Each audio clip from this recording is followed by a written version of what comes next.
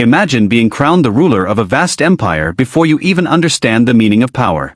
At just 2 years old, Puyi sat on the dragon throne, the last emperor of China's centuries-old imperial dynasty. But his reign was merely a shadow, his kingdom slipping through his fingers as revolutions, war, and betrayal shaped his fate. Stripped of his title, manipulated by foreign forces, and ultimately imprisoned by his own people, Puyi's life was a dramatic tale of power lost and identity rediscovered. How did the last emperor of China live, and how did he face a world where emperors no longer had a place? The man known to history as Emperor Puyi was born on the 7th of February 1906 at the Prince Qin Mansion, one of the imperial households in Beijing, the capital of Imperial China. He was born a prince of the Qing or Manchu dynasty, which had ruled China since the middle of the 17th century. Puyi's father, Prince Chun, whose personal name was Xifeng, was the grandson of the Daoguang Emperor, who ruled China between 1820 and 1850. When Prince Chun was born in 1883, his elder half-brother Zayton was already the Guangxu Emperor, though the formidable Dowager Empress Cixi had been the real power behind the throne since 1861 as regent for her son, the Tongzhi Emperor. In 1901, the 18-year-old Prince Chun traveled to Germany on a diplomatic mission to offer an official apology for the murder of a German diplomat, Clemens von Ketteler, during the Boxer Rebellion that had swept China since 1899. Soon after his return to China in 1902, Prince Chun married Yulan, the daughter of Ronglu, one of Dowager Empress Cixi's leading supporters at court. The couple would go on to have 5 children, of whom Puyi was the eldest. Very little is known about Yulan, who was marginalized at the imperial court. The homeland of Puyi's Aizen-Joro clan was in the area of northeastern China known to Westerners as Manchuria, lying between the Korean peninsula in the south and Russia to the north. The clan had initially been part of the Jurchen tribal confederation and were vassals of the Chinese Ming dynasty, but in 1616 its chieftain Nurhaci united the Jurchen tribes and proclaimed himself as Khan of the later Jin dynasty, claiming the legacy of the Jurchen Jin Empire which ruled northern China in the 12th century. Nurhaci went on to campaign against Ming forces and established his capital in modern-day Shenyang, also known as Mukden. Following his death in 1626, his son Hong Taiji continued the conquests by incorporating Korea and Inner Mongolia into the expanded empire. In 1636, Hong Taiji adopted the name Manchu for his people and changed the name of the dynasty from Jin to Qing. He died in 1643 and was succeeded by his young son Emperor Xuanji. The following year Qing armies poured through the Shanghai Pass and occupied Beijing. While the Manchus adopted many Chinese customs and retained much of the Ming administrative system, they remained a distinct ethnic group and did not intermarry extensively with the Han Chinese majority. Qing power and prestige peaked during the long reign of the Qianlong Emperor in the second half of the 18th century, at which time the dynasty exercised great power over lands as far west as Tibet and held sway over much of the South China Sea. A steep decline followed in the early 19th century, difficulties which were compounded as the European powers began interfering to a much greater extent in the Far East than they previously had. China's refusal to open more ports to British trade led to the outbreak of the First Opium War in 1839, resulting in the cession of the island of Hong Kong to Britain in 1842. A major revolt known as the Taiping Rebellion followed in 1853, while unresolved issues over the opium trade led to the Second Opium War in 1856, during which British and French troops sacked the old summer palace in Beijing. In the second half of the century, the Chinese tried to emulate the successful modernization reforms undertaken in Japan following the Meiji Restoration of 1868. Much of this centered on creating the Beiyang fleet, commissioning ships from British and German shipyards. However, government corruption and incompetence led to the fleet's destruction by the Japanese Navy during the First Sino-Japanese War of 1894 to 1895, as a result of which Formosa, the name at the time for Taiwan, was lost to Japan and the Japanese became the primary power on the Korean peninsula. The loss of Korea and Taiwan to Japan following the war was a national humiliation for China, one that encouraged opposition to the Qing government. In this context the government, which was largely controlled throughout this time by Dowager Empress Cixi, Puyi's great-aunt, attempted some reforms to drag China into the modern era. It was too little too late in most cases though. In 1899, the Society of Righteous and Harmonious Fists, known colloquially as the Boxers, emerged in northern China. By 1900 they were launching attacks on railroads built by foreign companies in China that were viewed as instruments of Western imperialism and murdering Christian missionaries. The Dowager Empress was sympathetic towards the Boxers' objectives and did little to restrain them, prompting the creation of an 8-nation alliance of Britain, France, Germany, Italy, the Austro-Hungarian Empire, the United States, Russia and Japan to intervene to protect their colonial and imperial interests. Foreign interventions soon crushed the Boxer revolt. Following the defeat of the Boxers, the Dowager was compelled to give more concessions to the foreign powers and to begin implementing a set of reforms modeled on the Meiji Restoration in Japan. This was the context in which Puyi was born, a country in chaos and a Qing dynasty which was barely clinging on to power as Western nations considered carving China up between them and domestic forces battled over whether China should stick to its traditional values or modernize. In the aftermath of Guangxu's short-lived reform program, the Dowager Empress Cixi had attempted to depose him in favor of Prince Pujuan, the son of a conservative prince named Duan. Since Prince Duan had been one of the most vocal supporters of the Boxers at the Qing court, the foreign powers held him responsible for the uprising and opposed Cixi's plans, enabling the Guangxu emperor to remain on the throne. Foreign influence also ensured that Prince Chun, Puyi's father, was a prominent member of the Qing court. When Puyi was born in 1906, Dowager Empress Cixi was 70 years old and had been the effective ruler of China for 45 years. She had been experiencing frequent bouts of ill health and was on her deathbed by November 1908. On November 13 that year, the Dowager sent word to Prince Chun's mansion and summoned 2-year-old Puyi to the Forbidden City to adopt him into the imperial lineage as the son and successor of the Guangxu emperor. The childless Guangxu was only 37 years old, and by nominating Puyi as his successor the Dowager was seeking to influence the political situation even after she was dead. In his autobiography, Puyi describes his refusal to be taken to the palace by the eunuchs, a crisis that was only resolved when his wet nurse was given special permission to carry him to the imperial palace. Upon seeing the elderly Dowager Empress face, the boy burst into tears again and was dismissed soon from her presence. The following day the Guangxu emperor died after a short illness, fueling rumors that he had been poisoned on the orders of Cixi. There would be no investigation. The Dowager Empress died herself the next day. Hence, a few months short of his 3rd birthday, Puyi was now created as the Shentong Emperor, Shentong meaning Proclamation of Unity, a name those around the child selected in an effort to bring the nation together despite its many troubles. Puyi's coronation ceremony was held at the Forbidden City on the 2nd of December 1908. It was a cold day and the child emperor was soon tired of all the pageantry and ritual. By the time Puyi ascended to the throne, he began to cry. Prince Chun, in a desperate effort to calm his son and avoid further unrest in front of the prostrating officials, gently reassured him, "Be patient. Everything will soon be over. It will soon be finished." The courtiers near the throne who overheard these words interpreted them as a bad omen for the longevity of the empire. The courtiers were right to be anxious, as a revolutionary movement led by Sun Yat-sen known as the Tongmenghui or the United League was gaining a lot of support in southern China and amongst Chinese exiles in Japan. Although local disturbances instigated by Sun's supporters were pacified, he remained a dangerous thorn in the government's side. For the next 3 years, the emperor's father Prince Chun served as regent for his young son. During his regency, Prince Chun introduced constitutional reforms including an indirectly elected National Assembly, which urged him to introduce a constitution by 1913. In May 1911 the Grand Council was replaced with an imperial cabinet headed by the Prime Minister, Prince QING, a distant relation of the imperial family.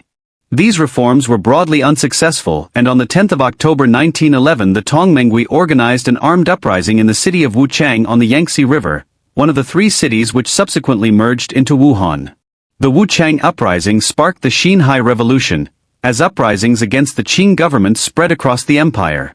Qing armies struggled to put down the uprisings and Prince Chun was obliged to seek assistance from General Yuan Shikai. Since 1895, Yuan had been commander of the new army, later renamed the Beiyang Army, a military force organized and trained along western lines.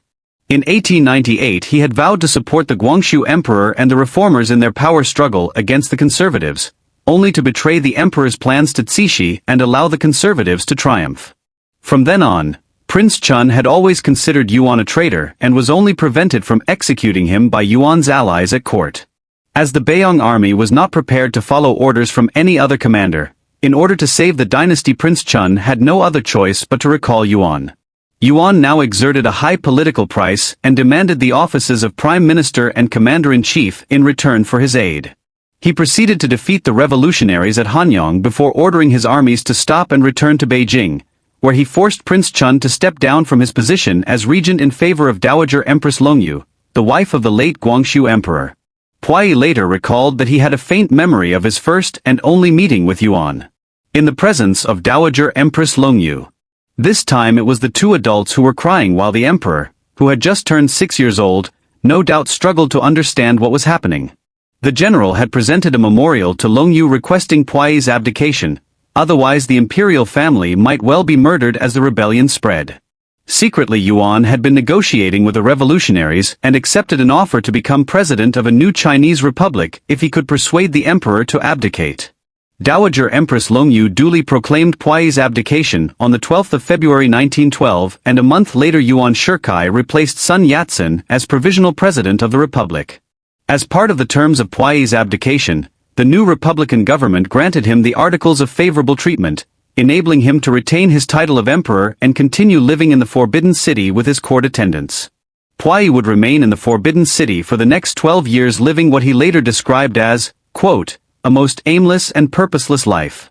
The Republican government maintained Puyi's establishment at great expense, and Puyi continued to have over 2,000 attendants.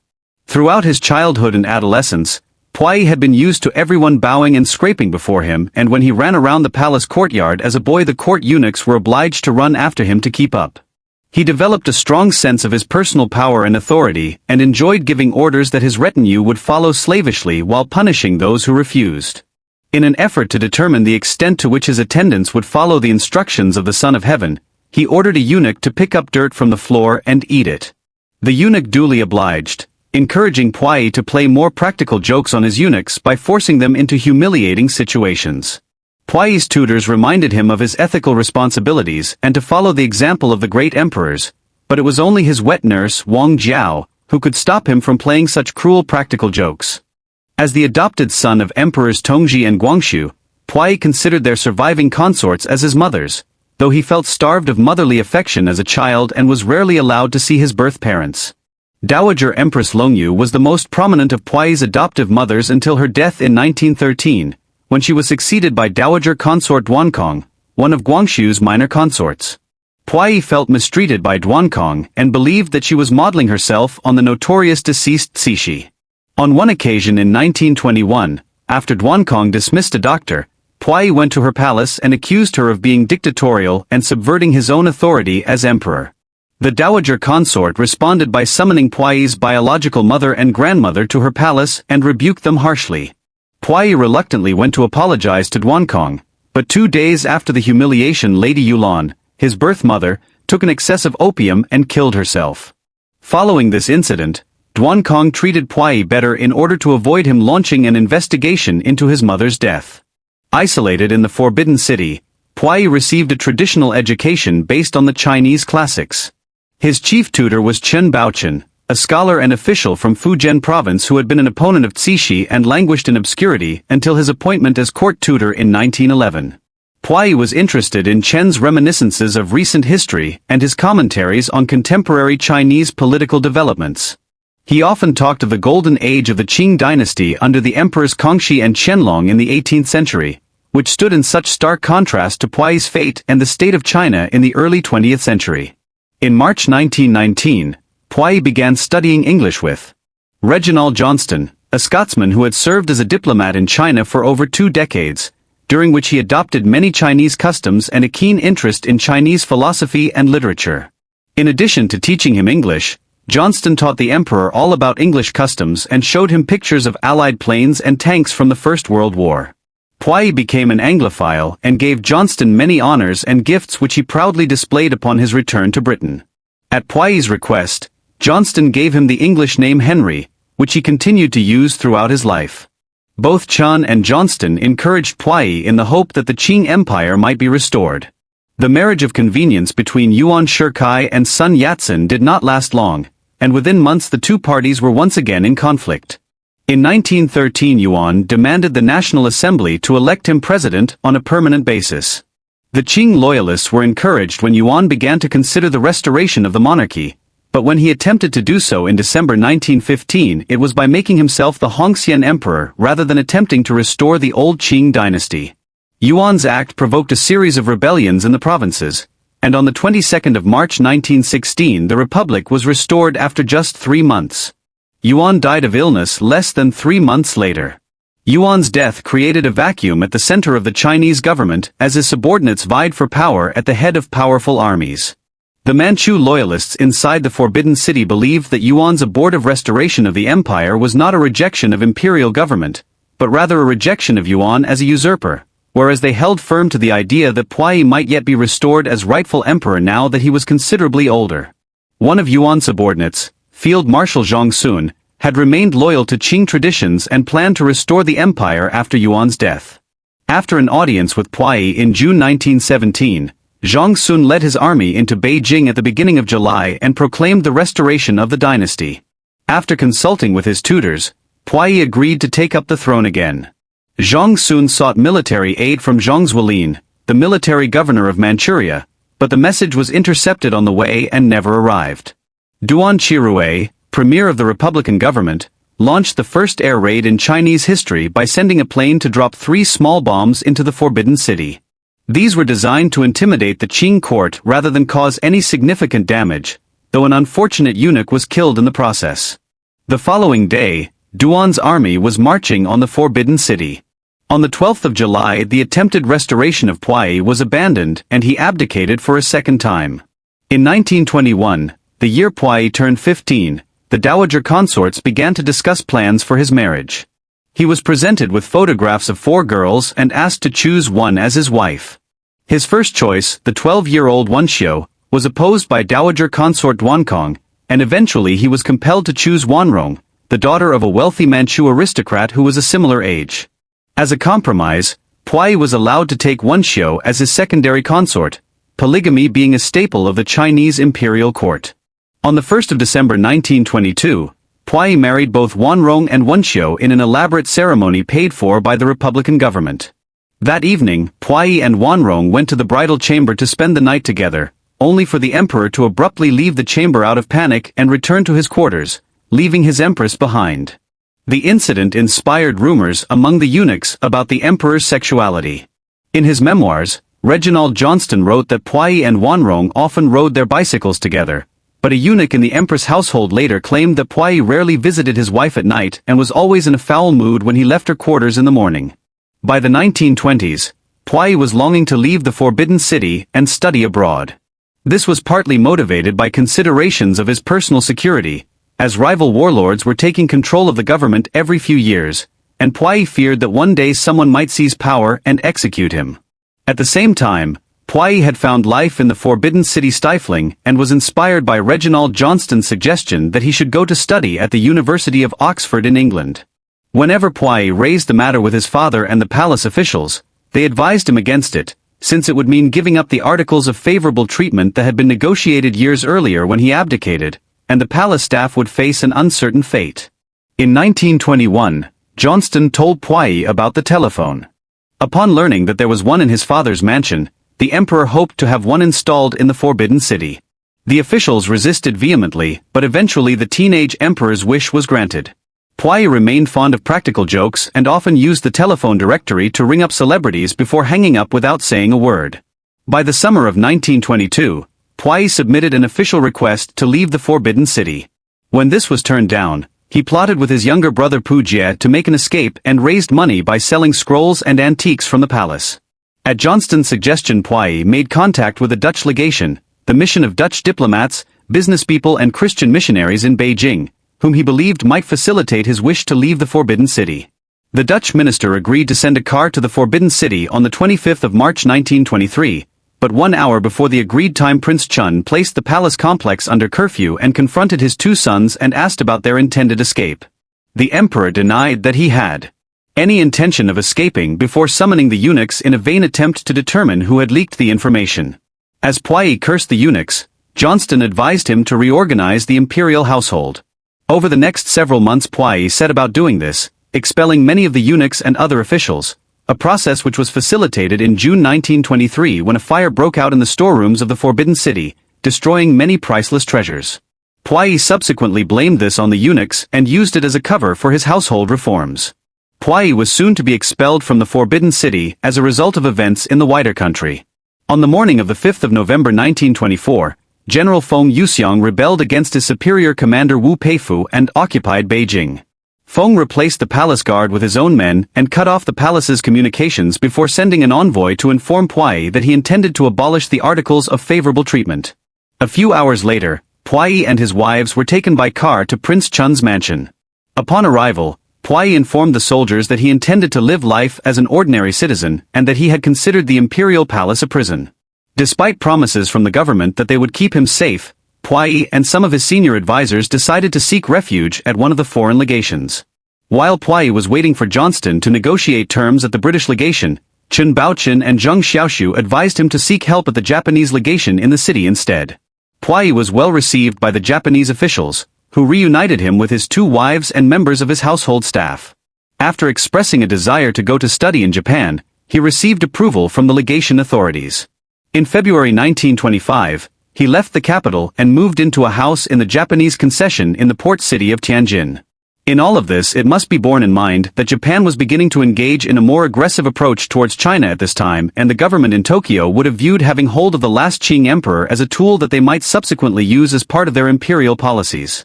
Although Puyi intended his stay in Tianjin to be a brief one, he would spend the next 7 years living in the city. During this period, his advisors were split between negotiating a return to the Forbidden City and seeking international assistance to take back the throne. Puyi himself favored establishing contact with the warlords in an effort to reacquire the throne he had lost as an infant. By now he was a young man, nearing his 20th year, and he had growing ambitions. In June 1925 he secretly left the legation to meet Marshal Zhang Zuolin at his Tianjin residence. The marshal kowtowed to him and invited him to take up residence at the old imperial palace at Shenyang. The Japanese authorities warned Puyi against traveling outside the Japanese concession, and the negotiations made no real further progress. In 1928, after a short period in control of the government in Beijing, Zhang Zuolin was assassinated by the Japanese. Although Puyi was unnerved by the death of the marshal, he believed that the Japanese would not harm him. As powerful as he was, Zhang Zuolin was just a military commander, and there were plenty of those in China. As weak as he was, Puyi had been an emperor, and it would not be straightforward for the Japanese to get rid of him without alienating the Qing loyalists who remained in northern China, particularly in Manchuria, the ancient home of the Qing in the northeast of the country. During his stay in Tianjin, Puyi enjoyed greater freedoms than those he had previously enjoyed in the Forbidden City. He was treated as an honored guest in the other foreign concessions, where he was always addressed as emperor and was invited to review their troops on special occasions. He continued to have a considerable fortune after selling some valuables taken from the Forbidden City, while he also retained substantial properties in Manchuria, which had been the personal property of the Qing emperors. A large part of Puyi's expenditure was on gifts as part of his campaign to influence warlords, but he and his family also lived an extravagant lifestyle, buying cars, pianos, watches, radios, Western clothing, and other luxurious items for himself and his two wives, who competed with each other for gifts from their husband. In an attempt to prevent his expenses from getting out of control, he set a spending limit for his wives. In 1931, Wenqiu suddenly asked for a divorce. Puyi readily consented but came to believe that Empress Wanrong had forced her out of the way. China's wider politics were in turmoil as well again during these years. In 1927, General Chiang Kai-shek, Sun Yat-sen's successor as the head of the Nationalist Party after the old leader died in 1925, launched his northern expedition against the warlords, a military campaign which was given its name as Chiang Kai-shek led his armies north from the south of China against the corrupt republican government of the warlords in cities like Nanjing, Shanghai and Beijing. In June 1928, Chiang Kai-shek's subordinate General Sun Dianying desecrated and plundered the eastern mausoleum of the Qing emperors, which included the tombs of the Kangxi and Qianlong emperors as well as the late Cixi. Puyi and the former Qing officials were furious and swore to avenge his ancestors and restore the great Qing. Puyi recognized that he could do nothing without an army, and the only military assistance he could access was Japanese. He therefore arranged for his brother Pu Jie and one of his brothers-in-law to receive military training in Japan, while he himself entered into more concerted negotiations with Tokyo about their future plans in China. Over time Puyi developed the ambition to rule in Manchuria, and the Japanese government would soon facilitate him, even if he would never hold anything more than some ceremonial power. On the 18th of September 1931, the Japanese Guandong Army, under the command of Shigeru Honjo, invaded Manchuria. After writing to the Japanese army minister, Puyi met with Kenji Doihara, the representative of the Guangdong army stationed on the Liaodong Peninsula, who invited him to leave Tianjin for Manchuria. Doihara promised Puyi that the Japanese had no territorial ambitions in Manchuria and hoped to set up an independent state for the Manchu people, whom he argued had been suffering there as a result of the endless Chinese civil wars and power struggles. After being promised that he would enjoy full powers as an emperor with an alliance with Japan, Puyi accepted the offer. While Puyi made arrangements to leave Tianjin, Chen Baochen and several of his other Chinese advisors were horrified and begged him to reconsider. 3 days later, an envoy from Chiang Kai-shek's nationalist government based in Nanjing offered to restore Puyi to the Forbidden City under the same terms he had lived there in the 1910s and the early 1920s if he desisted from his present course. The former emperor would not be dissuaded though. Puyi left Tianjin on the 10th of November on a Japanese boat and arrived at Manchuria on the 13th. Upon his arrival there he was surprised to find that his advisors were still negotiating with the Japanese about the political arrangements of the new Manchurian state. In February 1932, the Japanese announced that the new state of Manchukuo, or Manchu country, would be a republic, with Puyi as its chief executive based in Chongqing, the capital of Liaoning province.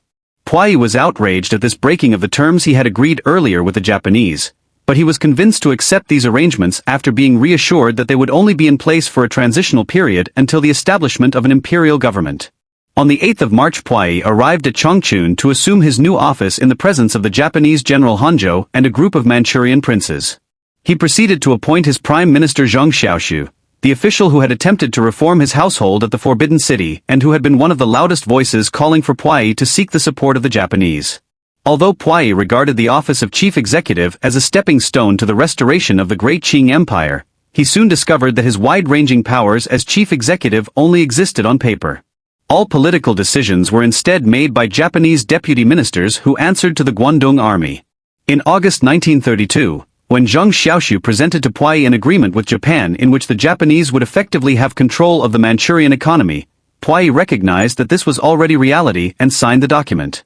In September, Marshal Nobuyoshi Muto replaced Honjo as commander of the Guangdong army, but Puyi's hopes that the new commander would be more sympathetic to his demands for real political power soon proved illusory.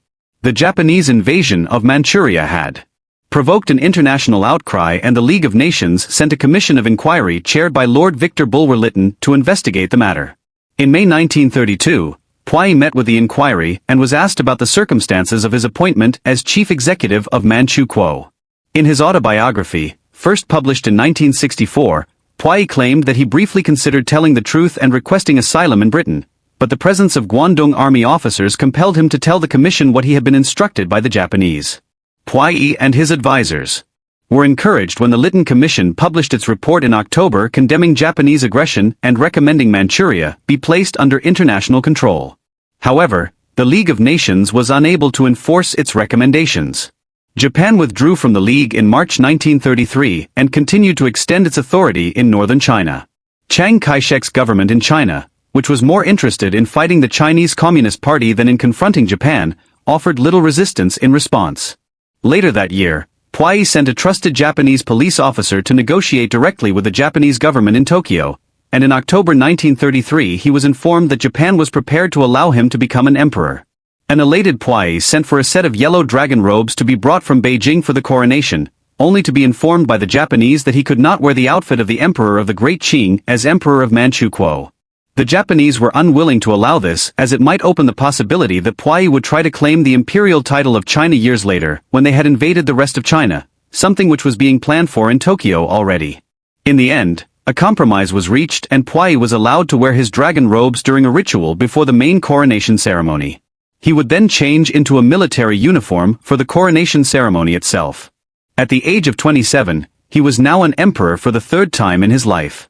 While Puyi's power was still limited, he was encouraged by a state visit to Japan in April 1935 during which he met with Emperor Hirohito of Japan. However, his belief that the Japanese were treating him as an equal was soon shattered when the Guangdong army removed Zhang Xiaoshu as prime minister and installed its own candidate, Zhang Qinghui, as his successor. Zhang was not the only official loyal to Puyi who was removed from his position. Puyi was especially troubled when his brother Puyi was compelled to marry a Japanese noblewoman in April 1937. The Japanese then passed a law designating Puyi and his sons as heirs to the throne if Puyi were to remain without a son. A few years later, When Puyi was encouraged to take a Japanese consort for himself, he adamantly refused and instead chose a girl from Manchuria. On the 7th of July 1937, following the Marco Polo Bridge incident near Beijing, in which Japanese and Chinese forces clashed, the Japanese invaded and occupied the former Chinese imperial capital. From then onwards, Puyi's limited freedoms were even more restricted, and almost all his public activities and announcements were carried out on the advice of Guangdong army officers attached to Puyi's household. Frustrated at his lack of political power, Puyi managed his household with strict discipline and revived his practice from the forbidden city of having his staff flogged mercilessly for the smallest of transgressions. He reflected in his autobiography that, quote, "Although powerless and without authority outside my own household, I was the absolute ruler in my own palace." During this period, Puyi took a great interest in Buddhist scriptures and adopted a vegetarian diet. In contrast to his treatment of servants, he took great pains not to harm any animal, and recalled ordering his entire family to chase away a cat pouncing on a mouse.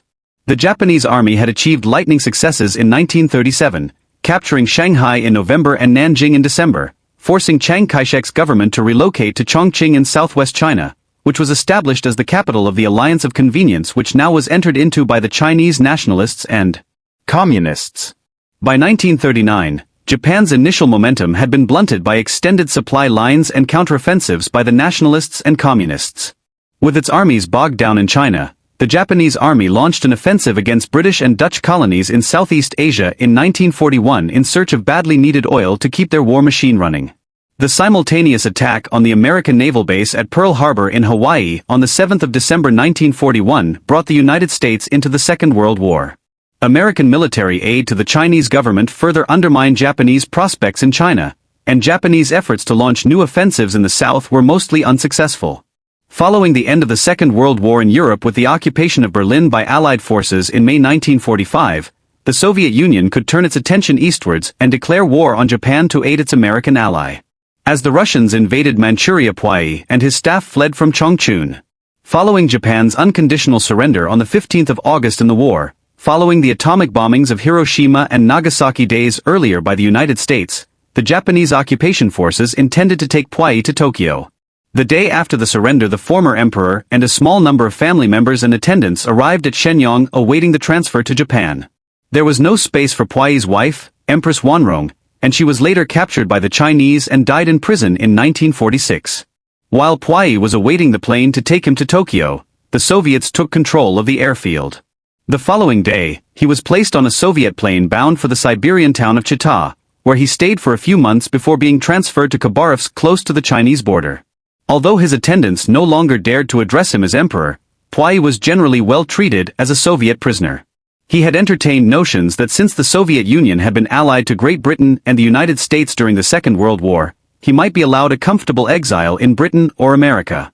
His main priority was to avoid returning to China, and he wrote directly to Soviet leader Joseph Stalin seeking to stay permanently in the Soviet Union. While Stalin did not grant these requests, he also refused Chiang Kai-shek's demands to extradite Puyi to China. In August 1946, Puyi was sent to Tokyo to give evidence before the International Military Tribunal for the Far East and detailed his treatment by Japanese officials. He directly accused them of war crimes, but when he was asked about his own motivations for establishing contact with Japan and going to Manchuria, he perjured himself by claiming that he had been forcibly taken by the Japanese. In his autobiography, Puyi argued that he tried to understate his role out of the fear that he would face trial in China and be executed as a collaborator. During his stay in the Soviet Union, Puyi received updates about the course of the Chinese Civil War from a Chinese-language Soviet newspaper and his Russian interpreters. After evacuating Manchuria, the Soviets handed control of the region to the Communists, and General Lin Biao used the military equipment left behind to launch an offensive in central China. At first, Puyi and his fellow prisoners did not believe the reports of communist successes, but eventually recognized that the nationalists would be defeated. Puyi himself did not have any particular preference for either side, realizing that both the nationalists and communists intended to execute him if he ever returned home.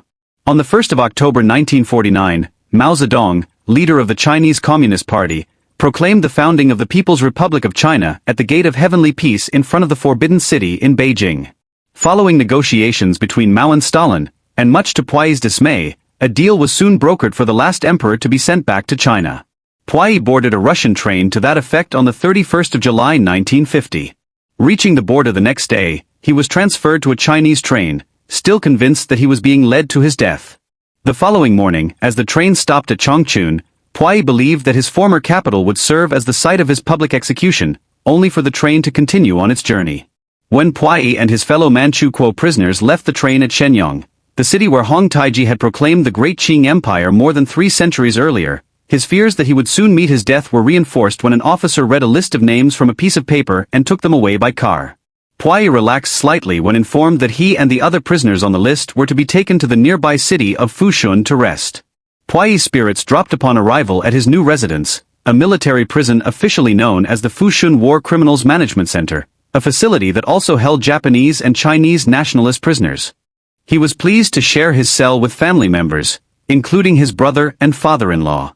They were given communist books and newspapers and instructed to study among themselves.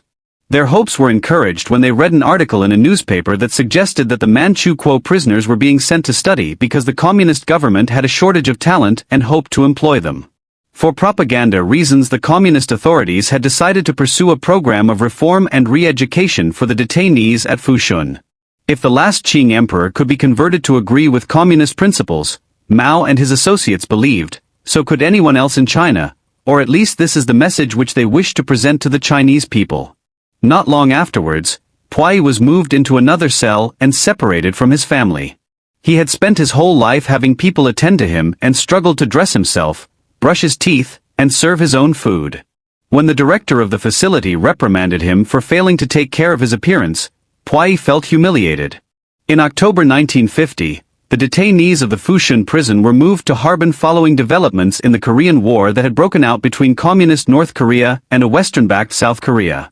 Following the initial invasion of the South by the Communist North, the United Nations had organized a military intervention led by the United States which changed the course of the war, and by October American forces were approaching the Yalu River on the Chinese border in North Korea, prompting the Chinese People's Liberation Army to intervene directly in support of North Korea. Puyi and his family believed that the Americans would defeat the communists and occupy Manchuria, and that the communist authorities would execute them once they realized all was lost.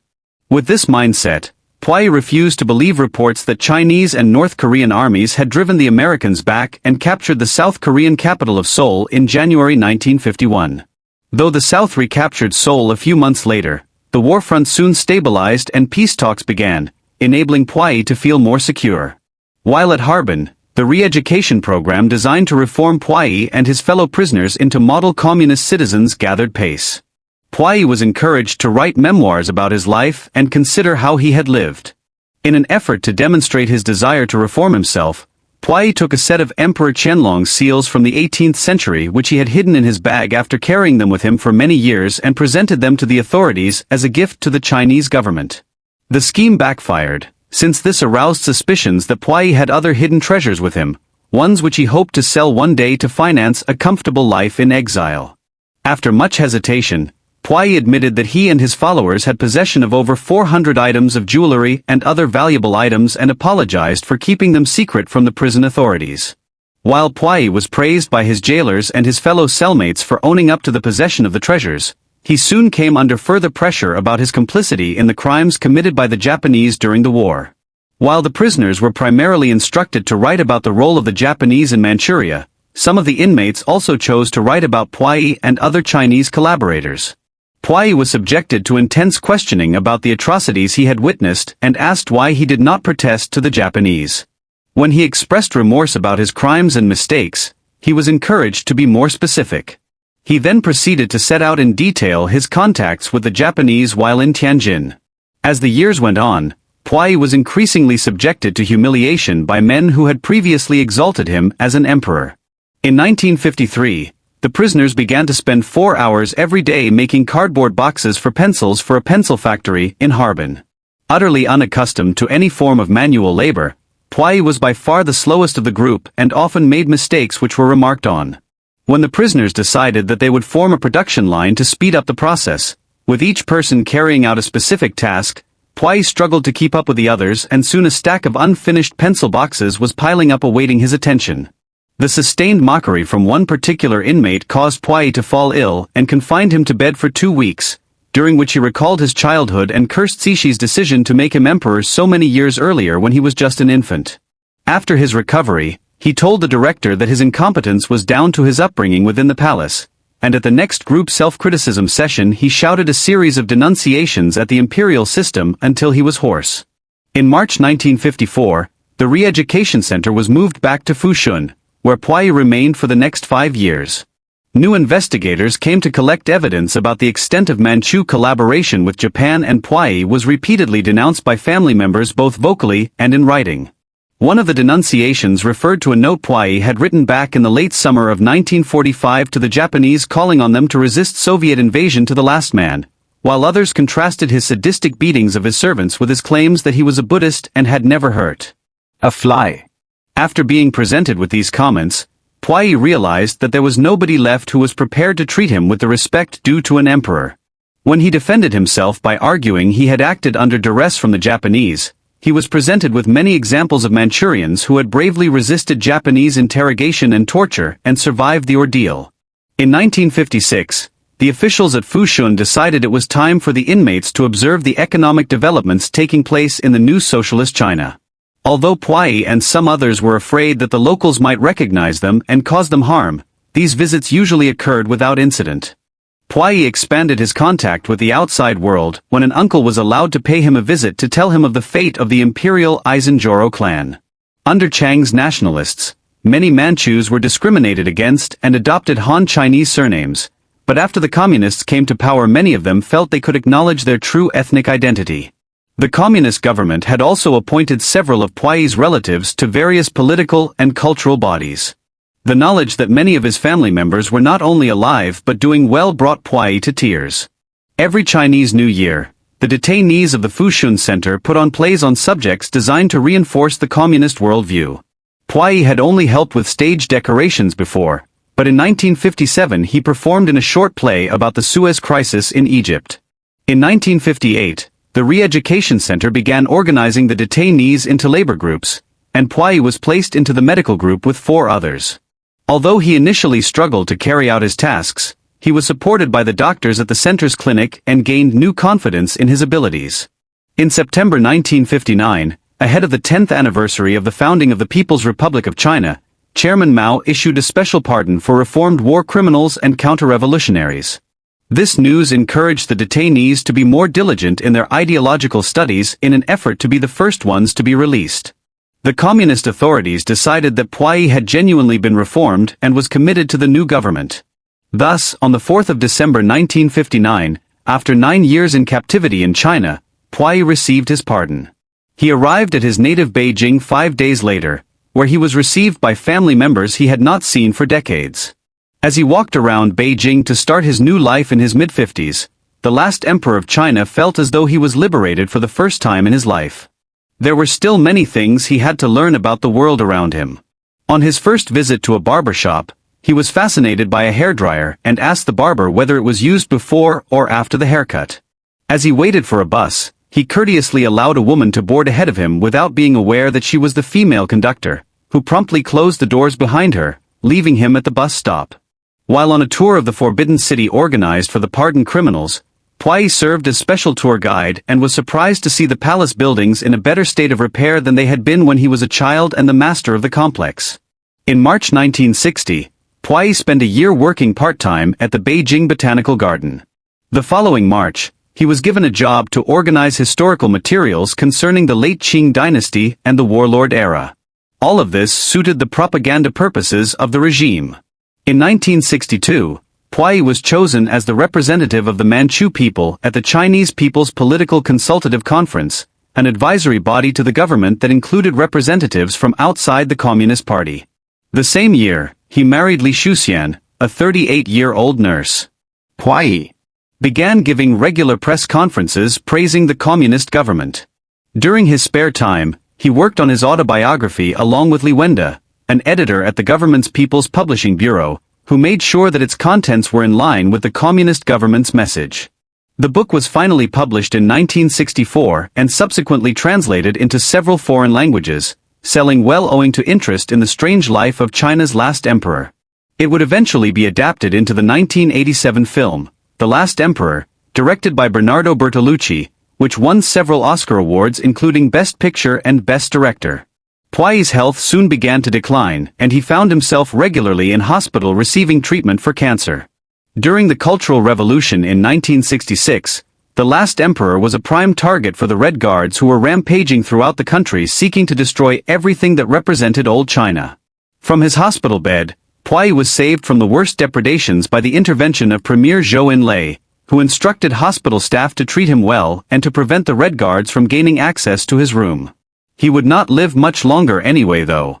On the 17th of October 1967, Puyi died at the age of 61 after living an extraordinary life in many guises. Following his death, his cremated remains were taken to Babaishan Revolutionary Cemetery outside Beijing, the most illustrious resting place for Chinese communist revolutionaries. In 1995, as China reformed after the Mao era, his widow Li Shuxian had his remains transferred to the Hualong Imperial Cemetery near the western Qing tombs. Placed on the throne of the Qing Empire as an infant, Puyi's reign as emperor lasted less than 3 years when he was forced to abdicate by Yuan Shikai in 1911. He spent the next 12 years confined to the decaying splendor of the Forbidden City, experiencing a brief restoration before being driven out of the Forbidden City several years later by one of the many warlords striving for power in a war-torn China. Burning with a desire to restore his empire. As a young adult he collaborated with the Japanese in Manchuria and realized far too late that Japanese interests were very different from his own. After the end of the Second World War, he spent 14 years in Soviet and Chinese detention, seemingly emerging as a genuine supporter of the communist cause. He had survived all the political upheavals in China during the 20th century and died in a hospital bed. Yet, there is no disguising the fact that no matter how ostentatious his surroundings were, he spent most of his life as a prisoner, first of the Chinese warlords, then of the Japanese, then of the Soviets and then of the Chinese communists. What do you think of Puyi? Was he a sadistic tyrant who considered himself superior to everyone else and a war criminal who collaborated with Japan? Or was he a man who was mistreated throughout his whole life by the people around him, a constant prisoner in a gilded cage? Please let us know in the comments section, and in the meantime, thank you very much for watching. Puyi's life was a journey from unimaginable power to complete powerlessness. Once the ruler of a vast empire, he lived to see a world where emperors had no place. Manipulated by foreign forces, used as a puppet, and later imprisoned by his own people, his story was one of survival in the face of relentless change. But perhaps his greatest transformation came not as an emperor, but as an ordinary citizen, spending his final years as a humble gardener in communist China. His life was a symbol of a vanished era, a reminder of how history can shape, break, and redefine even the most powerful figures. In the end, Puyi was not just the last emperor. He was a man searching for his place in a world that had long moved on.